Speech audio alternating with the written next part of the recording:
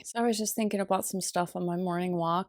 I was thinking about when I was younger, the kind of observer freakout that I had when I was younger. That's really been the main theme of my life. So it's like the ultimate observer freakout. I feel like I was born with. I've never been into conspiracy theories, but I have wondered about mysteries, aliens and ancient civilizations and all that kind of stuff. I guess maybe that's a sort of an observer thing. So when I was little, I remember being really perplexed about reality. To me, reality has always seemed somewhat implausible. I don't know how else to say it. There's just this kind of implausibility to it. It seems fake. There's this idea of what the heck is going on here? This can't be it. There's something they're not telling me. I used to have this fantasy that all of the adults knew something that I didn't know. And maybe at one point when I reach a certain age, maybe 13 or 16, they're going to sit down and explain the joke to me. There's something that they know about reality that they're not telling me. So that was one of the fantasies. So a really big missing information kind of vibe. I also had a fantasy about a book, that I would find a book someday that would have the answer in it. There's a book somewhere that has the answer. And for me, it wasn't the Bible. Maybe I sort of wanted it to be, or wished it was, or wished I could have in my possession that book that I was fantasizing about. Religious stuff and the Bible didn't make a whole lot of sense to me. I grew up Southern Baptist, and we didn't really go to church regularly in my immediate family, but I did go sometimes with my extended family. So I knew about church. I went to church camp with my cousin one time, but that particular flavor of religion didn't really answer my questions or clear anything up for me. So just this feeling that there is missing information, reality doesn't make sense. It has this sort of implausible quality to it. So then when I was older, maybe like 25, I was dating a guy and he talked about this book, A Course in Miracles. And I think I got a copy at that time when I was 25. I can't really remember. I think I got a copy and he told me some stuff about it, but I wasn't really that into it. And then when I was 28, I went to massage school in Dallas, Texas. I moved back to Dallas for about a year and a half while I was going to massage school and getting some experience under my belt. And someone else mentioned A Course in Miracles to me. And so I started reading it. And there was something about it where some stuff was kind of starting to click for me about my big questions about reality. Yet at the same time, I can't say that I really understood it. So I'm not sure how the text was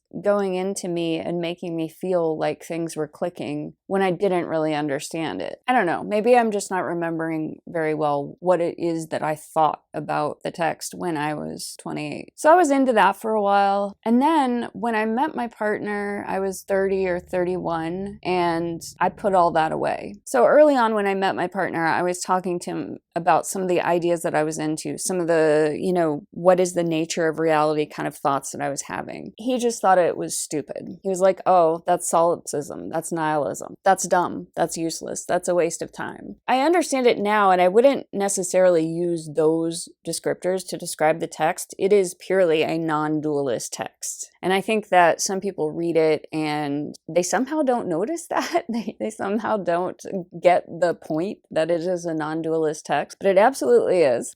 If you're reading it or paying attention to it at all, that's what it is. So I wouldn't use the words nihilism and solipsism, although those are fine words. I don't have a problem with them. I just would use the word non-dualist to describe it. So anyway, he's very logical, very sciencey. Non-dualism kind of like just turns over those tables. It's like, no, we really don't know what's going on here. I mean, science operates within the world of cause and effect and the world of duality. So if you're really sciencey and really logical and really attached to that, then these ideas of what is the true nature of reality can actually be threatening to that. When you do self-inquiry about, what is really going on here, and the layers start to pull away, then it sort of challenges science in some way, or it can seem to. So anyway, I kind of just put the text down. And I've read other things over the years that are kind of in a non-dualist vein. I'm just really drawn to it. I'm really drawn drawn to this non-dualist theme. And it's interesting to me because I talk to some people about it and they have no idea what I'm talking about. Like they've literally never heard of it, where it keeps recurring for me in everything. And even in songs that I've written. I wrote songs when I was a teenager, when I was 20 years old, throughout my life, and I didn't know what the lyrics meant. And I was kind of perplexed by it. I'm pretty sure this is the lyric, but I have no idea what it means. And when I'm reading them now, I'm like,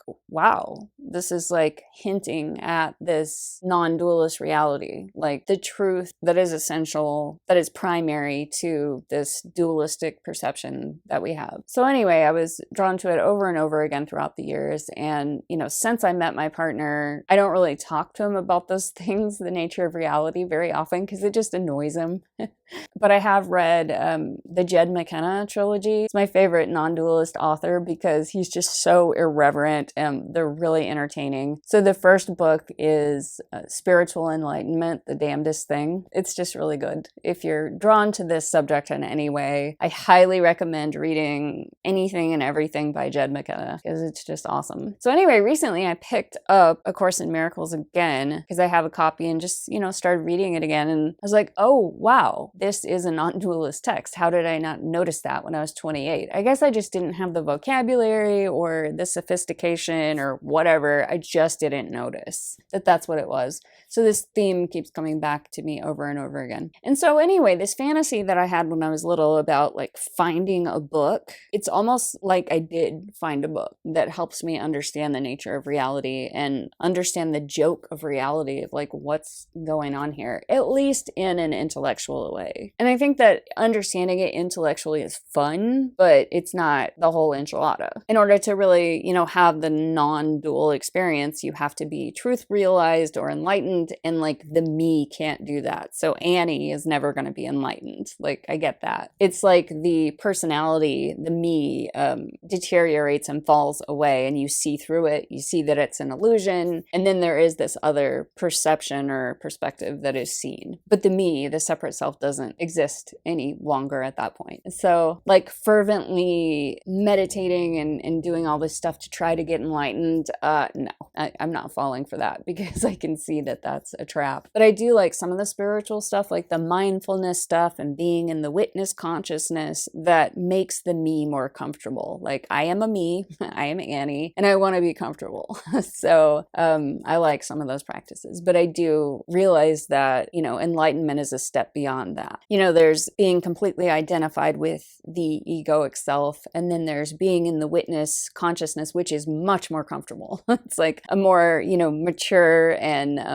I would say like there's more equanimity, in the witness consciousness, just more comfortable for the human being. But then truth realization is dropping even that and switching to this other perception of reality that I can't understand. It's indescribable from what I gather from studying people who are truth realized, who have gone through this bizarre shift in their explanation of it. They're saying, this is beyond words. You're never going to understand it. It cannot be explained to you. You have to figure it out for yourself. But here are some words that I would use to kind of point to it and like sort of describe what is happening, but you really can't get it. So I'm just really fascinated by this. So I would say that for me, the fantasy of finding the book, it was sort of like A Course in Miracles, but really it's more just the concept of non-duality in general that I'm really attracted to and fascinated by. It's fascinating to watch accounts of people who have gone through,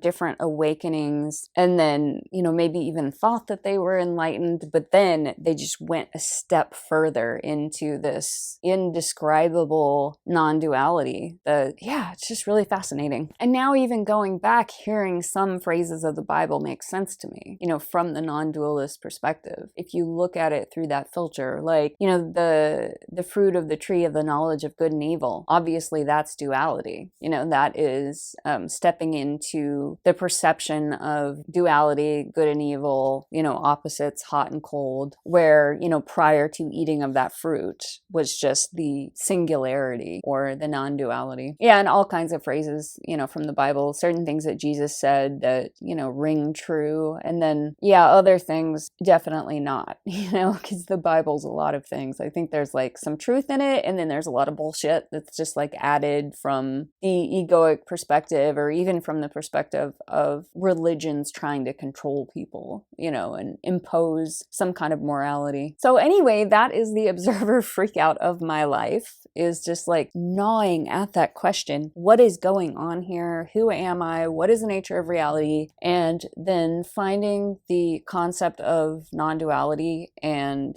that kind of giving at least an intellectual understanding. And then some experiential stuff. As I observe myself and observe reality, some experiential understanding that's, you know, beyond the intellect of what is going on here. So anyway, I imagine that some people will know what I'm talking about and some people will not understand at all what the heck I'm talking about. And that tends to be my experience, that people really don't even like to have a dialogue about this. The concepts are really threatening to the ego. They're threatening to the sense of identity, and it tends to make people really uncomfortable, even terrified.